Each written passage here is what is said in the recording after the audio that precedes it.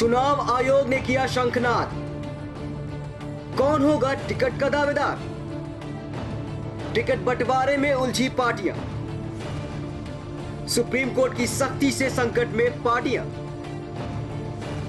क्या राजनीति से दूर होंगे दागी? सजने लगे हैं आकाओं के दरबार। टिकट के लिए दिग्गजों के यहां ताता। ईवीएम में आया कोई नहीं का विकल्प। नोटा के प्रयोग से बिगड़ेगा चुनावी गणित।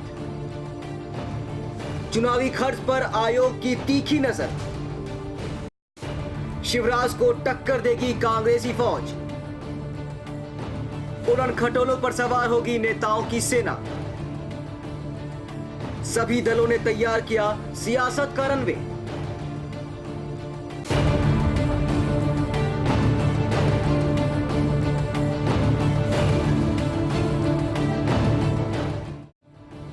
चुनाव आयोग ने मध्य प्रदेश समेत 5 राज्यों में विधानसभा चुनाव का बिगुल फूंक दिया है। 25 नवंबर को मतदान होना है। फिर 5 राज्यों के मतदान की मतगणना एक साथ 8 दिसंबर को होगी। पहली बार मतदाताओं को ईवीएम में कोई नहीं का विकल्प मिलेगा।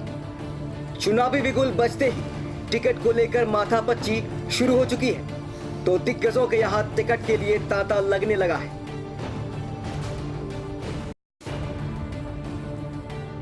लेकिन सुप्रीम कोर्ट द्वारा नागरिक अधिकार कानून खत्म करने के बाद पार्टियों के सामने बड़ा संकट खड़ा हो गया है।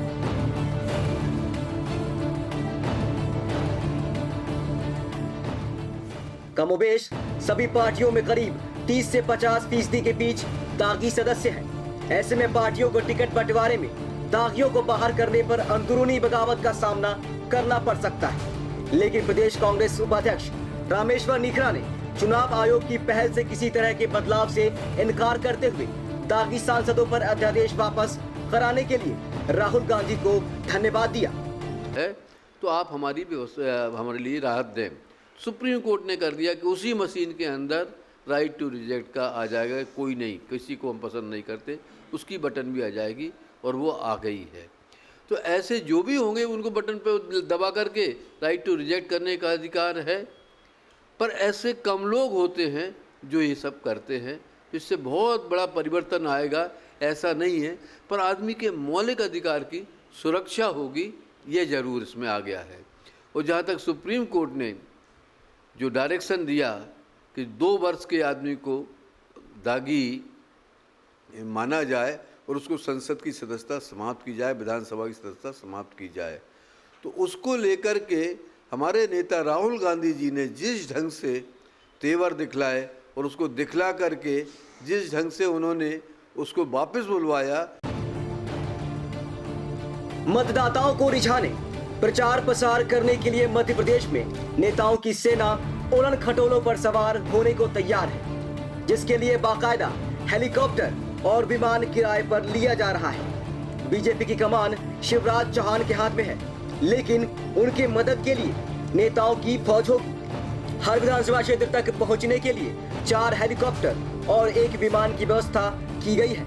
जबकि प्रदेश में सत्ता वापसी करने को बेचैन कांग्रेस ने बीजेपी को टक्कर देने के लिए ज्योतिरादित्य सिंधिया, दिग्विजय सिंह, कमलनाथ समेत अजय सिंह और कांतिलाल भूरिया जैसे दिग्गजों की सेना उतारी है, जिन्हें उड़ने के लिए 4 विमान और 10 हेलीकॉप्टर की व्यवस्था की गई है।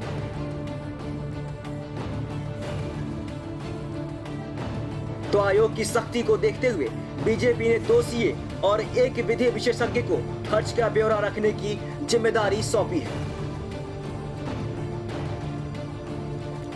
विधानसभा चुनाव में महज 1.5 महीने बचे हैं। ऐसे में पार्टियां युद्ध स्तर पर प्रचार प्रसार करने को तैयार हैं। लेकिन उससे पहले पार्टियों के सामने टिकट बंटवारे की चुनौती है, तो दागियों को दूर करने में हो रही अंतर्कलह को दूर करने के लिए माथापच्ची करनी पड़ रही है। फिर भी मतदाताओं को लुभाने और वादों की बरसात करने और पार्टी का गुणगान करने के लिए नेताओं की फौज उड़न खटोलों पर सवार होने को तैयार है, जिसके लिए कांग्रेस और बीजेपी दोनों ने ही सियासत का रनवे तैयार कर उड़न खटोलों का इंतजाम भी कर लिया है। विजन वर्ल्ड के लिए भोपाल से कैमरा पर्सन नागेंद्र के साथ भीमचंद गुप्ता की रिपोर्ट।